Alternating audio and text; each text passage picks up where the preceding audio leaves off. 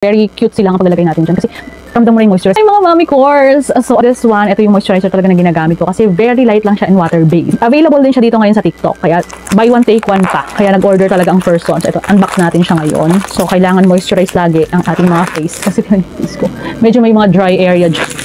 Ganyan siya kapag ang hangin ay parang maalinsangan na.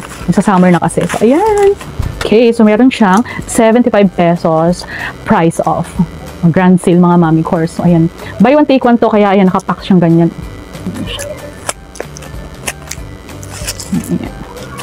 So itong red yung pinili ko. Before kasi yung blue yung ginagamit ko. Ilalagay ko na lang din sa yellow basket. I really love blue nung buntis ako kasi talagang yun yung pinaka tawag ito gentle sa kanilang lahat. This one kasi is my power brightening. May glow siyang konting effect. So kung gusto niyo ito ilalagay ko sa yellow basket. May seal pa pala siya kuha tayo ng very sweet. Ayun siya, ganyan lang siya, mga mami. Ganyan lang siya. Very cute sila ang paglalagay natin dyan. Kasi, ramdam mo na yung moisturize. Itong part na to talagang laging dry sa akin. Ito natin siya ganyan. Ayun. So, nakikita tayo sa salamin.